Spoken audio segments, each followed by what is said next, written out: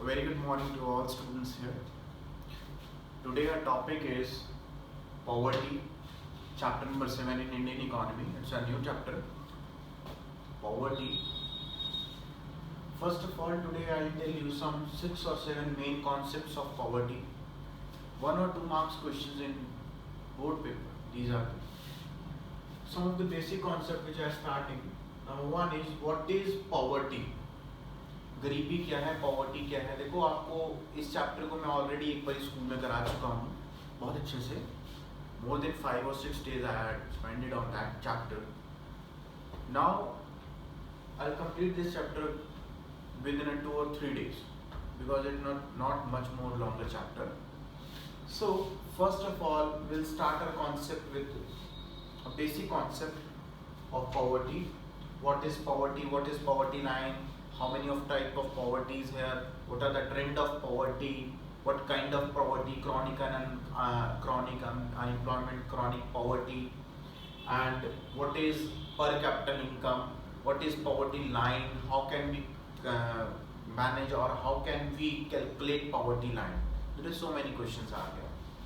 First of all, we'll start from poverty. What is poverty? Everybody knows कि गरीबी क्या है. गरीबी है, poverty refers to inability to fulfill the minimum requirement of life. जब हमारी मिनिमम रिक्वायरमेंट लाइफ की पूरी नहीं हो पाती है, जिसमें कि फूड, शेल्टर, क्लोथ, ये सब चीज़ें नहीं हो पाती हैं. एग्जाम्पल लिखा हुआ food, shelter, cloth, housing, education and health facility. अब ये 2-3 चीज़ें कुछ नहीं ऐड हो चुके हैं. वाटर फैसिलिटी एटसेट्रा जुड़ चुकी हैं बहुत सारी चीज़ें. इसको बोलते हैं पॉवर्टी. की आज के टाइम में जिसके पास रोटी, कपड़ा, मकान, शिक्षा, घर, ये सब चीज़ें नहीं है, वो पॉवर्टी, गरीब है. ठीक है. अगर आपसे ट्रेंडिंग की बात करूं, रिलेटिव पॉवर्टी क्या है, एब्सोल्यूट पॉवर्टी क्या है. रिलेटिव पॉवर्टी होती है किसी across the different all the regions, यहाँ पे लिखा है different across the region, classes and countries के अकॉर्डिंग हम जब पॉवर्टी को कलेक्ट करते हैं, किसी रीजन के अकॉर्डिंग, किसी क्लास वाइज के अकॉर्डिंग, कि एससी है, ये बीसी है, ये शेड्यूल कास्ट है, ये बैकवर्ड क्लास से बिलोंग करता है, जनरल कैटेगरी है, मीडियोकर कैटेगरी है, सीनियर कैटेगरी, ये सब कैटेगरीज के अकॉर्डिंग इसको बोलते हैं रिलेटिव पॉवर्टी. ध्यान रखना कि कंट्रीज के अकॉर्डिंग पे हम पॉवर्टी को जज करते हैं. फॉर एग्जांपल पुअर कंट्री है, जिस कंट्री की मतलब पर कैपिटल इनकम बहुत कम है, जिसकी जीडीपी बहुत कम है, जिस कंट्री की नेशनल इनकम बहुत कम है, ठीक है, उसको पॉवर्टी में डाल दिया गया. उसको बोलते हैं रिलेटिव पॉवर्टी. याद रखिएगा. थर्ड कॉन्सेप्ट हमारे पास आती है बेटा एब्सोल्यूट पॉवर्टी. क्या है? What is absolute poverty? A concept of poverty line is used to measure the absolute poverty. It is very important line. Those are belongs to below poverty line is called an absolute poverty. अब what is meant by poverty line? वो कहता है कि जो poverty line below poverty line के अंदर आते हैं वो absolute poverty. अब poverty line है क्या? Poverty line here refers to that line which expenses per capita average monthly expenditure by people can satisfy their minimum need. जिसके अंदर बेटा पर capital average monthly expenditure by which people can satisfy their need, कि monthly जो खर्चे कर रहे हैं और उसको खर्चने के बाद भी वो सेटिस्फाई हैं, वो तो है पॉवर्टी लाइन के अंदर. और बिलो है जो उसको खर्चने के बाद उसका उस तक पहुंच ही नहीं पा रहे, उतनी इनकम अर्न ही नहीं कर रहे हैं और वो सब चीज़ों को पा ही नहीं रहे. फॉर एग्जाम्पल लेता हूँ, एक पर्सन की इनकम है 10,000 रुपीज़ पर मंथ और 10,000 में वो बहुत अच्छा अपना घर चला रहा है. ठीक है, अपना खाने का, अपना हर चीज़ का इंस्टॉलमेंट के साथ बहुत अच्छी निकल रहा है. और एक व्यक्ति है जिसकी इनकम ही सिर्फ 5 से 6 हज़ार रुपये है मंथली और वो उस चीज़ में सब चीज़ें फुलफिल नहीं कर पा रहा अपने वांट्स को, तो वो बिलो पॉवर्टी लाइन. ध्यान रखना. ठीक है, तो below poverty line absolute poverty line के अंदर आता है. ध्यान रखना पॉइंट को. नेक्स्ट है what is chronic poor. Chronic poor कौन होता है? क्रॉनिक कहता है ना, it's a chronic man, it's a chronic poor. थोड़े समय के लिए कहता है वो never move above the poverty line, जो पॉवर्टी लाइन से अबव मूव ही नहीं कर पाते, वो क्रॉनिक पुअर है. कि पॉवर्टी लाइन से ऊपर ना मूव करना क्रॉनिक के अंदर आता है. नेक्स्ट कॉन्सेप्ट आती है व्हाट इज पर कैपिटल इनकम. मैंने आपको बताया वो पर कैपिटल इनकम बोर्ड में 1 मार्क्स में बहुत बार आया हुआ है और सबको पता होना चाहिए. पर capital income refers to here national income divide by total population. कि अगर पूरे देश की नेशनल इनकम लगाओ और टोटल पॉपुलेशन से आप डिवाइड कर दोगे तो आपकी पर कैपिटल इनकम निकल जाएगी. ठीक है, ये 1 मार्क्स से कुछ बहुत सारे क्वेश्चंस बनते हैं, वो मैं आपको असाइनमेंट सारी की सारी आपको भेजूंगा. ठीक है, इस चैप्टर से रिलेटेड जो आपको अच्छे से पढ़ने, क्योंकि ये चैप्टर ऑलमोस्ट 4 मार्क्स का है. 4 to 6 मार्क्स का, क्योंकि 6 मार्क्स में इसका लॉन्ग क्वेश्चन लास्ट ईयर आया बोर्ड में, बिल्कुल।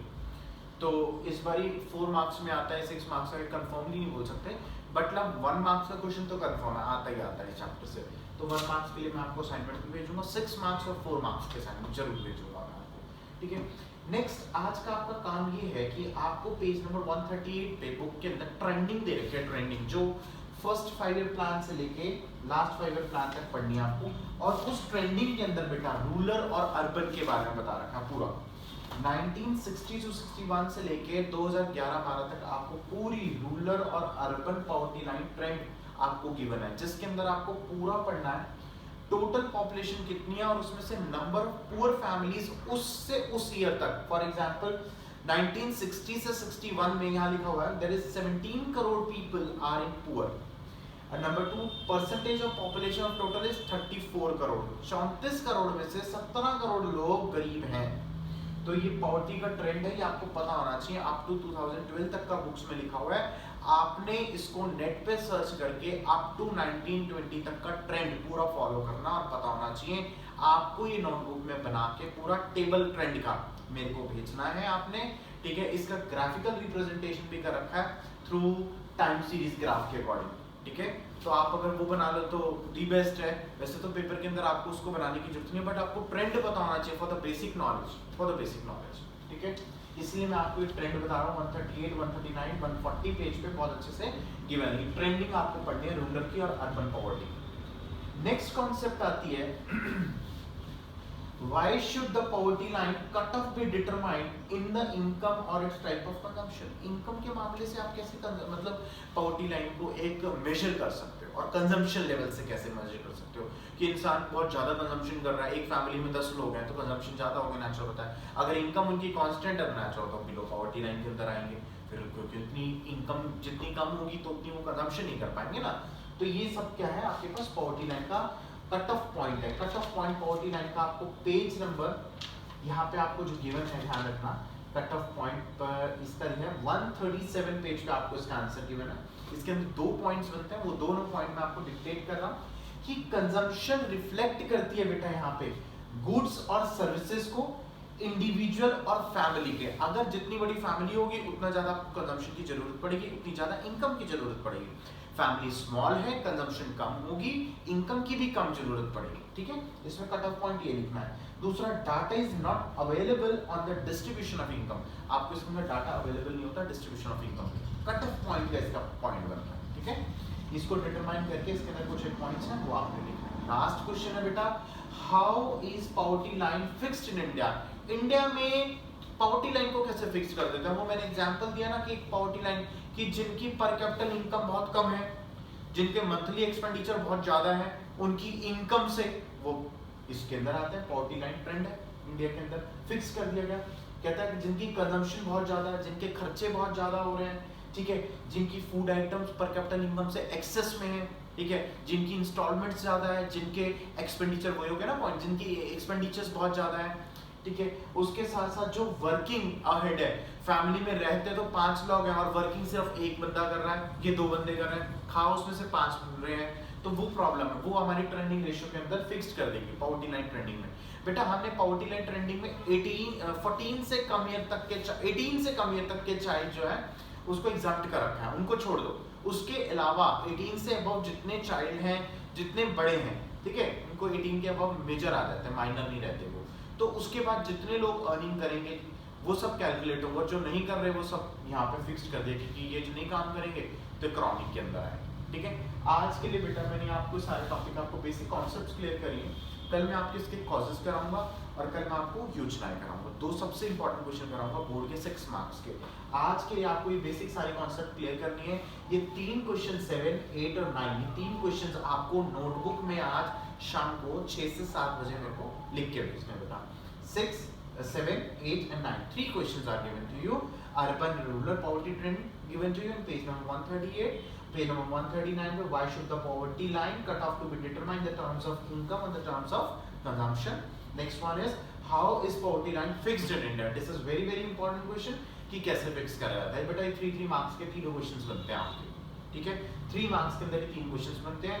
1 मार्क्स की कॉन्सेप्ट बनती है, define poverty, what is absolute and relative poverty. ये 3 मार्क्स का क्वेश्चन बनता है, ये मर्ज करके आएगा अगर, ठीक है। उसके बाद आपको पॉवर्टी लाइन 1 मार्क्स के लिए बहुत इंपॉर्टेंट है। व्हाट इज पॉवर्टी लाइन, क्या होता है, ये सारा का सारा बेटा आपने कॉपी में नोट करना फिर नोटबुक में, और मेरे को आपने भेजना है शाम को 6 to 7। Thank you so much for today's class.